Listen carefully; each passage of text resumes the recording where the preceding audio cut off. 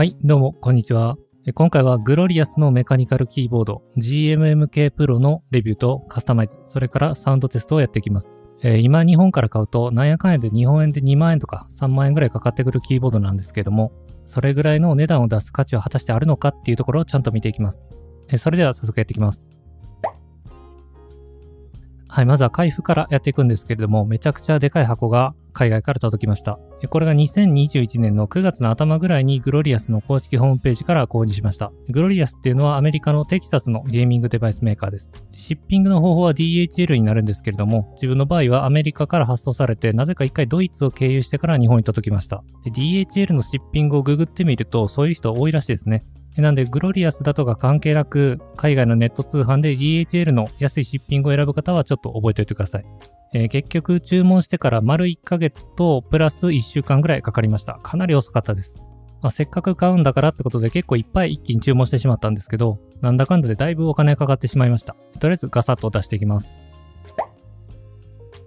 はい、まずはガテロンのスイッチですね。今回購入した GMMK Pro っていうキーボードは、キーボードキットって言って、いわゆるスイッチが付属していないものになるので、自分でキースイッチを用意しておく必要があります。ついでなんで、グロリアスでガテロンのブラウン、茶軸スイッチですね。これを買っておきました。ここ3ヶ月ぐらいはよくガテロンの茶軸のキーボードを使ってて、コリッとしたタクタイル感をすごい気に入ってたんで、今回も茶軸を選んだんですけど、今回これは使いません。何せ届くまでに時間かかりすぎてしまって、途中で気が変わっちゃったんですよ。同じタクタイル軸で有名なホーリーパンダっていうスイッチを別のところで買っておいたんで、今回の GMMK Pro にはそのホーリーパンダのスイッチを装着します。ですので今回これは使いません。他の何かのキーボードに使い回そうと思います。ちなみにこれがホーリーパンダです。フィーカーで合ってますかね。フィーカーのピンク色のめちゃくちゃ人気のあるタクタイル軸です。タクタイルなんでスムーズな静音性重視というよりかはちょっとしたコリコリ感というか打ち心地を重視したようなスイッチになってます。ちょっとスイッチ単体で音を試してみます。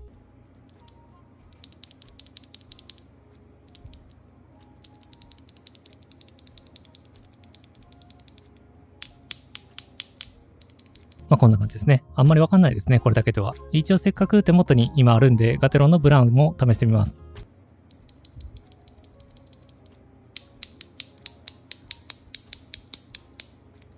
ちょっとこっちの方が空間を感じるというか、中身の空洞感があるというか、音自体がちょっと軽いような気がします。あんまわかんないですね。それからこれがルブのブラシですね。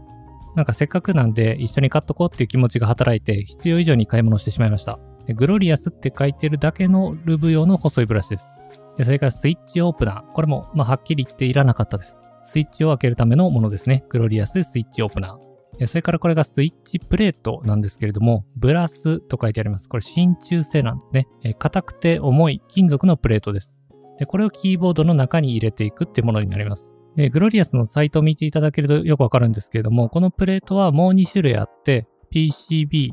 ポリカーボネートと、それからアルミ製のプレートがあります。アルミ製のものは標準で付属してくるんで、プラスでその PCB っていうやつか、この真鍮のプレート、これをオプションみたいな感じで買うかどうかを選ぶという感じになります。海外のサイトを見たり、レビューを見たりしてるとどうも PCB プレートが一番静音性が高くて人気があるみたいです。今回自分はかっちりした重厚感のある打ち心地を求めて、この真鍮製のものを選びました。後でまた総括レビューはするんですけれども、真鍮プレートはちょっと失敗でした。PCB プレートにしとけばよかったかなって今では思ってます。それからこれはルブですね。キーボードスイッチに塗る潤滑グリースです。G ルブって書いてあります。これもせっかくなんでと思って買ったんですけど、今回は使わないと思います。で、それからこれはノブですね。今回購入した GMMK Pro というキーボードには右上の方に音量調節とかができるノブがついてるんですけども、それの別からのものを買ってみました。これは使います。それから最後に本体ですね。GMMK Pro。これめちゃくちゃ重いです。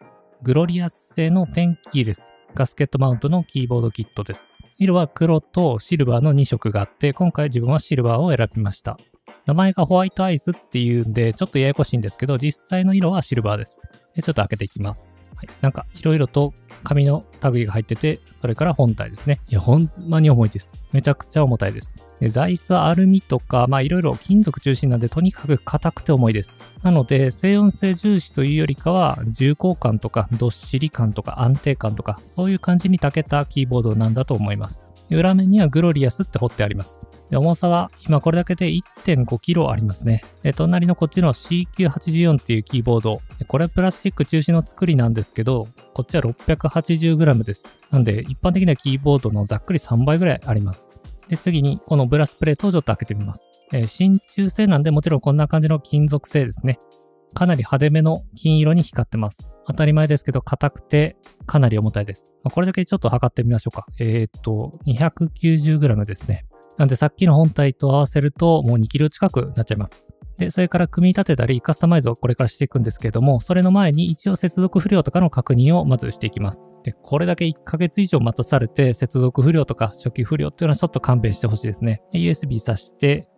少なくともライティングに関しては大丈夫そうです。それからひとまずループも何もしてない状態で接続と動作チェックをしましたけども、これも大丈夫そうでした。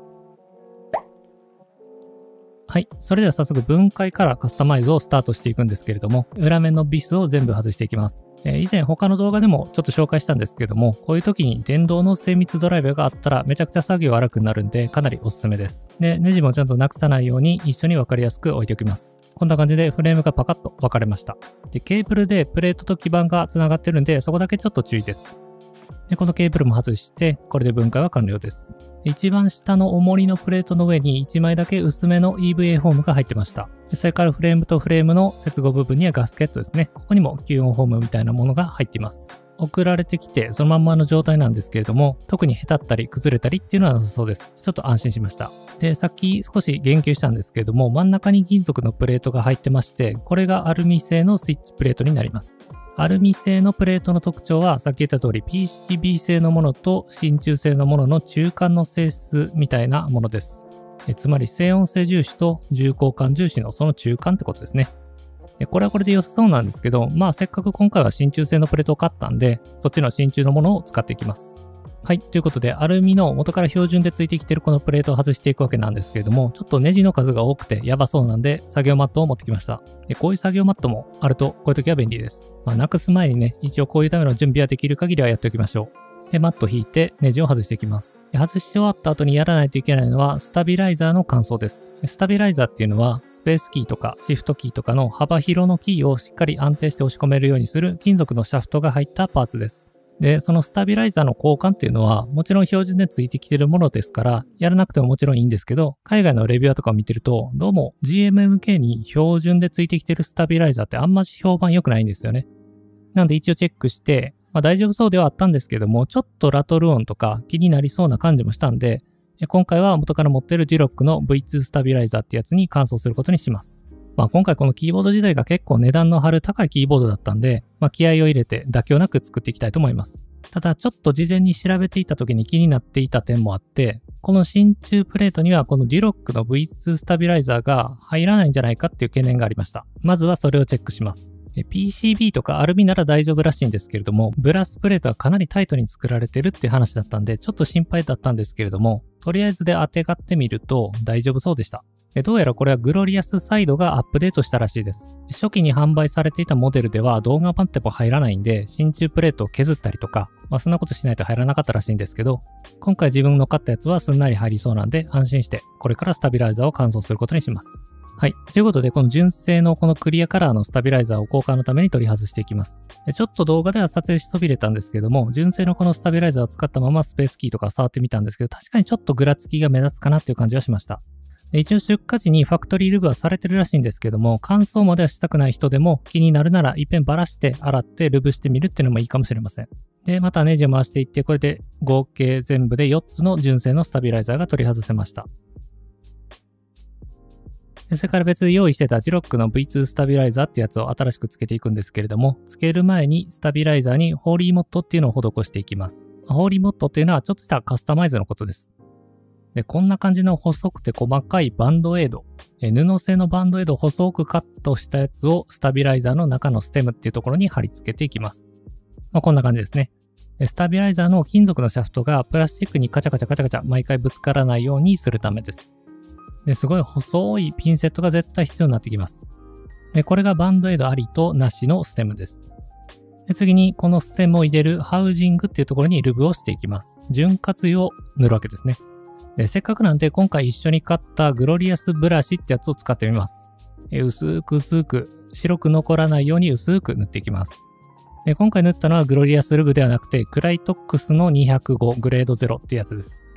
ルブを細かいパーツに塗るときはこういうスイッチクランプっていうんですかね。こういうマジックハンドのめちゃくちゃ細い版みたいなやつがあるんで、これがあるとかなり作業効率も上がるんでおすすめです。で、このスイッチクランプとかルブのブラシとかピンセットとか分解したスイッチを置いておけるステーションがセットになったおすすめのやつがあるんで、下の概要欄にリンクを貼っときます。で、それからさっきバンドエイドを仕込んだステムの外側にもルブを軽く塗っておきます。ハウジングのパーツと接触する部分にだけ塗っておけば大丈夫です。それからシャフトにもルブを塗っておきます。シャフトには全体に塗るのではなくて、これもハウジングに触れる部分だけに塗っておきます。シャフトには薄くというよりもちょっとたっぷりめに塗っておきます。ここでもクライトックスのものを使ってます。シャフトは一応こんな感じで平らな面に置いてみて曲がってないかどうか、歪んでないかどうかっていうのを確認しながらやっていきます。はい。で、ルブしたパーツを組んでいって、シャフトをパキッと入れてスタビライザーが完成です。ルブして組み立てて合計4つのスタビライザーがこれにて完成です。今度はこいつをスイッチプレートに取り付けていきます。こんな感じですね。で、これを裏面からネジ止めしていきます。スタビライザーの種類によってはネジ止めをする必要がないものもあります。はい、これにて完成です。で、こいつに真鍮のプレートを取り付けていきます。キーオンフォームを敷いて、真鍮プレートを乗せてネジ止めです。で、出来上がったものをキーボードのケースにはめていって、カスタマイズはこれにて終了です。で、この GMMK Pro っていうキーボードはホットスワップ対応製品なんで、キーボードスイッチをハンダ付けなしで自由に取り替えることができます。で、今回は冒頭でも言ったホーリーパンダっていうタクタイルスイッチを組み込んでみます。こうペチペチと1個ずつつけていきます。そして今回これの上につけるキーキャップなんですけれども、ボタニカルっていう名前の OEM プロファイルのものをつけます。GMMK Pro につけるようにこれも結構前に用意してました。こういうのも全部下の概要欄にリンクを貼っておくんで、よかったらチェックしてみてください。これでようやく完成です。キーボードのスイッチの設定はこんな感じでグロリアスコアっていうアプリケーションで設定することができます。キーバインドとかライティングの変更もここからやるって感じになります。ライティングはよくあるゲーミングデバイスらしい光り方は大概用意されてると思ってもらって大丈夫です。とにかく重いんで安定性は本当にすごいですね。ブラスプレートのおかげかはわからないんですけれども、押し込んだ時にやっぱり硬さを感じます。自分は結構この感じが好きです。それでは早速サウンドテストをやってみます。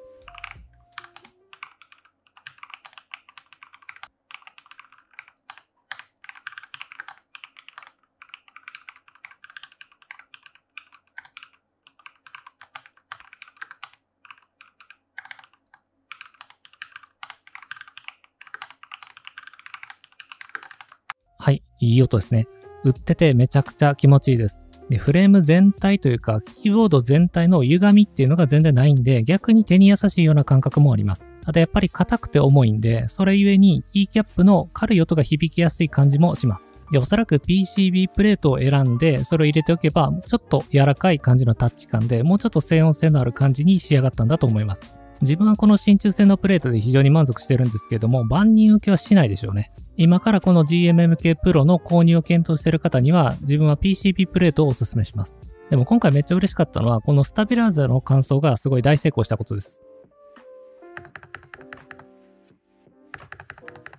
はい。こんな感じなんですけど、今まで使ってきたキーボードの中でも一番いい落ち着いた音をしてます。特になんかエンターキーがすごい成功してて、すごいたまらんいい音します。満足です。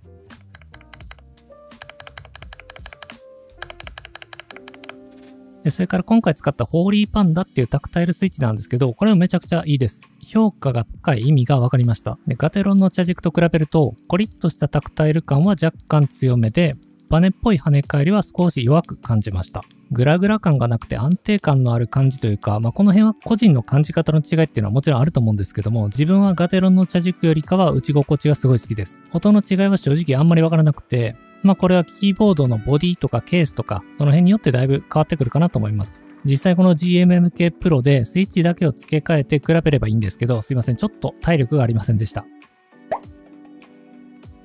はい。そんな感じでまとめのレビューに入っていくんですけども、結論、よっぽどキーボードのカスタマイズとかが好きで、いろんなキーボードを試してみたいなっていうような人以外は買わなくていいかなって思います。正直なところ。まあもちろん自分はめっちゃ満足してて、今この動画の編集段階でもめちゃくちゃ対応してるんで、まあ値段を気にしないならかなり満足度の高いキーボードかなって思います。まあただ海外からの輸送費もそうですし、キーボードスイッチとかキーキャップを自分で別で用意しないといけないんで、ってことは結局3万円とかなんならそれ以上お金かかってくるんですね。でそこまでして自分好みの完璧な満足を得たいかどうかによると思います。2キロ近い重さの安定感とずっしり感から来る打ち心地の良さはなかなか他のキーボードにはないと思うんですけど、例えばスイッチをルブしていくとか、スタビライザーをルブするとか、そういうことをちゃんと趣味として楽しめる人かどうかっていうところが最大のポイントになってくるんじゃないかなって思います。メカニカルキーボードとか、この GMMK Pro に興味があって購入の検討してる方は、ちゃんとスイッチの軸とか、キーキャップとか、自分のこだわりをちゃんと明確化してから購入されることをお勧めします。何せとにかく高いです。値段が高すぎる。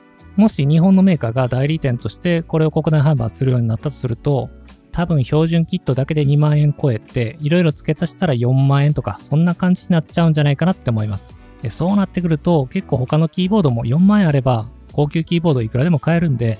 結構微妙ですよね。ビルドクオリティとか安定性は本当にめちゃくちゃいいので、とにかく値段だけですね。ここがクリアできる人には本当にお勧めできます。